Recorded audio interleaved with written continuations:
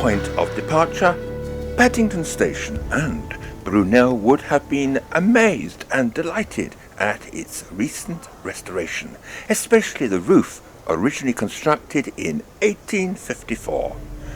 My Great Western Rail journey slips away from the main line at Didcot, making for Oxford and then through the Cotswolds to Worcester, under the Malvern Hills and finally into Hereford, all first class for £47.50 return by booking ahead, getting my personal carriage and a good deal on accommodation at the same time.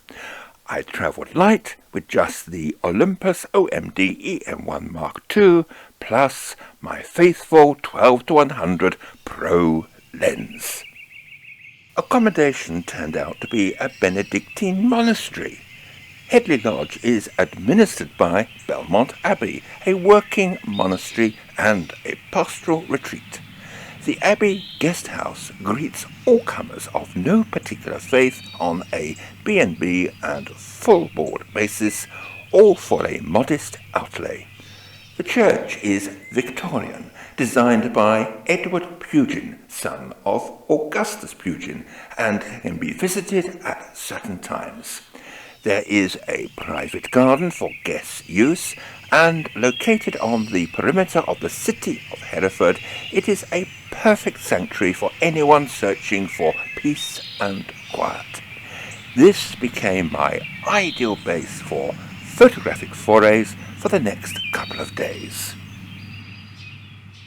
Although I have no specific religious faith, Hereford Cathedral topped my list, along with a walk on Hergist Ridge, which is near Kington, and not far from the Welsh border. I also found time to visit Webster Priory Church. Hereford Cathedral has Norman roots, but the Victorian restorers come in for some heavy criticism. Be that as it may, what is immediately striking upon entering the church is the decorated nave ceiling, rising above the Norman pillars, its geometric patterns offering great photographic opportunities. Not being a real photographer, I handheld the image stabilisers in both camera and lens, obviating the need for a firm support. Outside it was warm and sunny, therefore plenty of light permeated the church interior.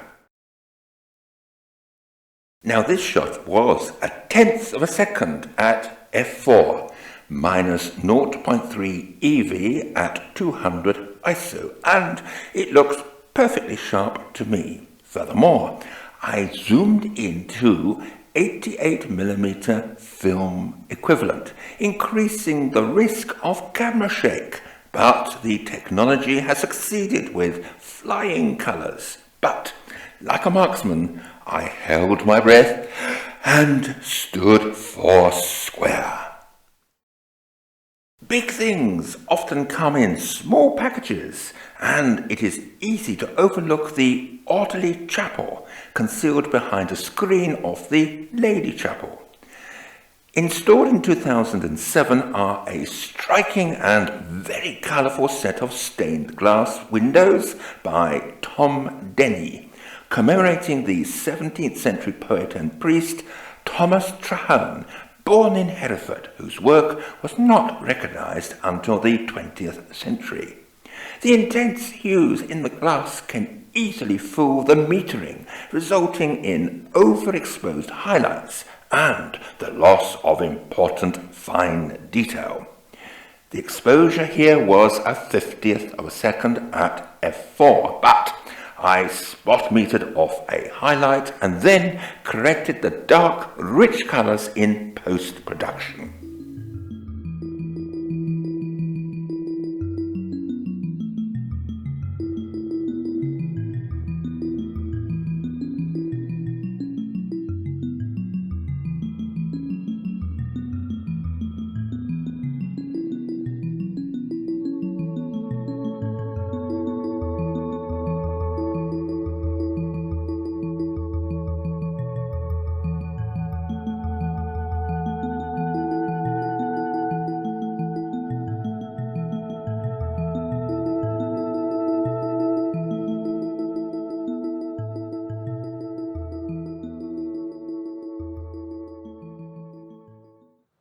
At 1,397 feet above sea level, you may feel closer to your god on Herefordshire Ridge, a prominent hill outside Kington, crossed by Offa's Dyke Path.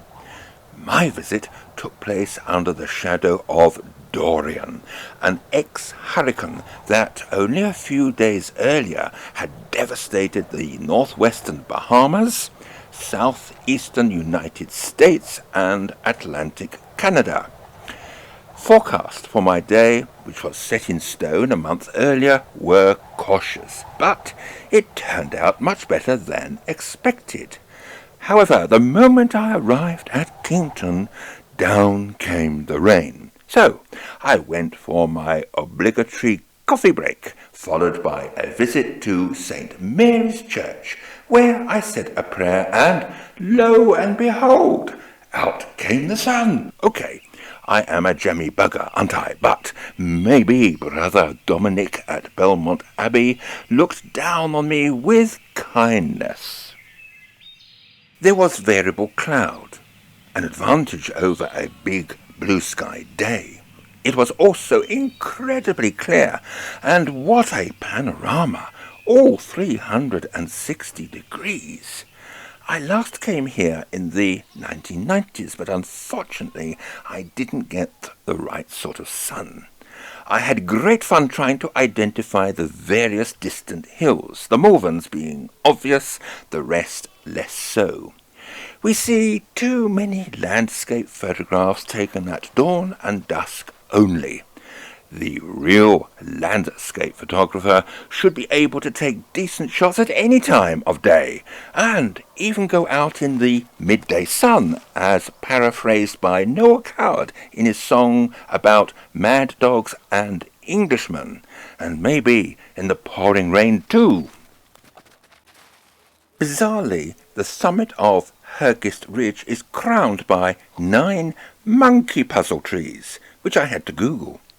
Apparently, they were planted by the father of the current landowner about 50 years ago, but the reason is unclear. Nevertheless, they make an excellent photographic focal point, and there is a seat where I consumed my Cornish pasty, closely observed by some ever-hopeful sheep. Afterwards, I strolled up to the Welsh border before retracing my steps, appreciating those great views again that on the way up were behind me. Thursday was a bit cloudy, and I had an afternoon train to catch, but the light was perfect for the interior of Webster Priory Church, which was not far away. It has an old Norman nave and a later south nave with magnificent decorated south aisle windows. Inside is the infamous ducking stool, and it is not a replica, it is the real thing. Apparently, it was the last to be used in England, so perhaps it is time to bring matters up to date and duck me instead of awarding this production a like. But join the queue first and be kind. Let's just leave it to the imagination, shall we?